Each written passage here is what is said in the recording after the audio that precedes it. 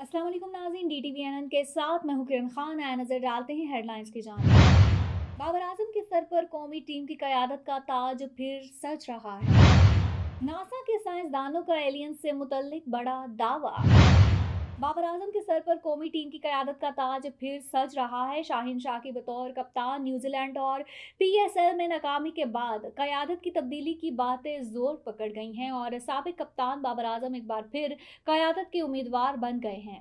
Pakistan cricket team के साबिक कप्तान बाबर आजम, जिन्होंने गुज़श्ता साल एशिया कप और वर्ल्ड कप में पाकिस्तानी टीम की नाक़िस कारकर्दगी पर हर तर्ज के क्रिकेट की क़यादत से इस्तीफ़ा दे दिया था और PCB ने उनकी जगह शाहीन को T20 और शान मसूद को टेस्ट क्रिकेट की क़यादत सौंपी थी। ताहम दोनों कप्तान अपने इब्तदाई इम्तिहान में नाकाम रहे। शान मसूद की क़यादत में पहले पाकिस्तान को ऑस्ट्रेलिया के खिलाफ 3 टेस्ट मैचों की सीरीज़ में वाइट वॉश की हज़ीमत उठाना पड़ी और इसके बाद शाहीन शाह की क़यादत में ग्रीन शर्ट्स बमुश्किल न्यूजीलैंड के खिलाफ T20 सीरीज़ में पहली बार वाइट वॉश होने की हफ़त में से बच सकी। कीवीज ने ये सीरीज 4-0 से अपने नाम की।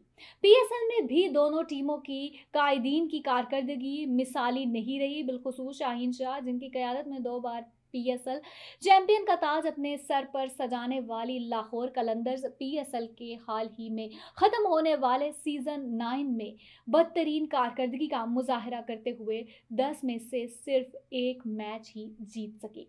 दौरा न्यूजीलैंड के बाद PSL में बदतरीन नाकामी के बाद कौमी T20 कप्तान की तब्दीली की बातें होने लगी। बिलखुसूस पाकिस्तान क्रिकेट टीम की आइंदा चंद माह इंटरनेशनल मसरूफियात के तनाजुर में शाहीन शाह को क़यादत से हटाकर किसी दूसरे को कप्तान बनाने की बातें जोर पकड़ गईं और इसको PCB चेयरमैन मोहसिन नकवी की गुज़श्ता दिनों प्रेस कॉन्फ्रेंस से भी मिली, जिसमें उनका कहना था कि चंद दिन में क़यादत का ख़त्मी फ़ैसला कर लिया जाएगा। अब ज़राए ने बताया है कि साबिक कप्तान बाबर आजम एक बार फिर पाकिस्तान टीम की क़यादत के उम्मीदवार बन गए हैं और PCB अहदेदारों ने उनसे राबिता किया है। ज़राए का कहना है कि काकूल अकेडमी में मुनक्किद फ़िटनेस कैंप से शिरकत के लिए एबटाबाद जाने से कबल बाबर आजम बोर्ड ऑफिशियल से इस हवाले से अहम मुलाकात कर सकते हैं। ज़राए ने बताया है कि बाबर आजम को PCB अगर दोबारा क़यादत सौंपने की पेशकश करता है तो वो इस अहम जिम्मेदारी को कबूल करने से कबल PCB से बाज़ यकीन दहानियां चाहते हैं।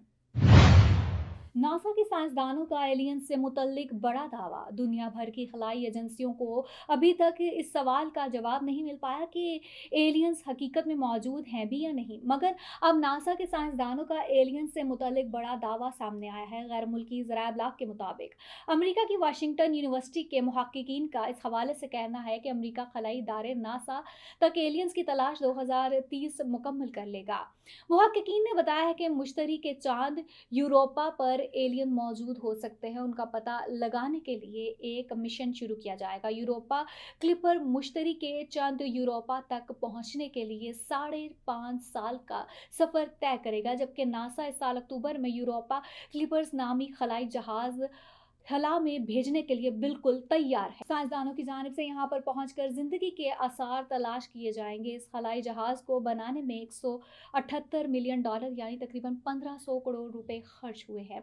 यूरोपा क्लिपर अक्टूबर में लॉन्च होने के बाद 2030 तक चांद का सफर मुकम्मल कर लेगा। रिपोर्ट में कहा गया है कि वाशिंगटन यूनिवर्सिटी के मुहक्किकीन की टीम का कहना है कि यूरोपा क्लिपर खलाई जहाज जदीद आलात से लीज आलात के जरिए इन केमिकल्स का भी पता लगाया जा सकेगा जो ज़मीन पर जिंदगी का सबब है।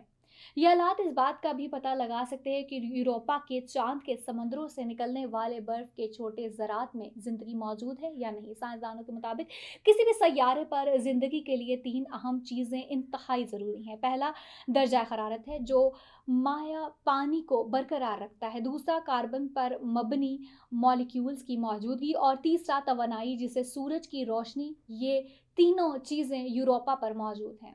यूरोपा चांद के बारे में ये इतलात सामने आई हैं कि यहाँ बड़े बड़े समंदर हैं और उन पर बर्फ़ की मोटी चादर बिछी हुई है। बर्फ़ की इस चादर के नीचे ज़िंदगी के आसार हो सकते हैं। ताहम अब तक ये कहा जा रहा है कि अगर यहाँ एलियंस मौजूद होंगे तो वो छोटे जरासीमों या बैक्टीरिया की सूरत में मौजूद होंगे। अक्सर बर्फ़ फट जाती है और इससे पानी निकलना शुरू हो जाता है। अब तक लिए इतना ही। देखते रहिए DTVNN, देसी टीवी USA और हमारा OTT प्लेटफॉर्म DTV Flix, जहां 2000 से ज्यादा चैनल्स को देखा जा सकता है। Houston Bark animal shelter and adoption centre में ह्यूस्टन के पालतू जानवरों के मालिकान बार्क के healthy pets healthy streets programme के जरिए अपने पालतू जानवरों की देखभाल में मदद कर सकते हो। माइक्रोचिप और पालतू जानवरों को शहर में रजिस्टर करने के लिए सिटी ऑर्डिनेंस की तामील करने में आपकी मदद करेंगे। मजीद जानने के लिए www.houstonbark.com मुलाहिजा करें।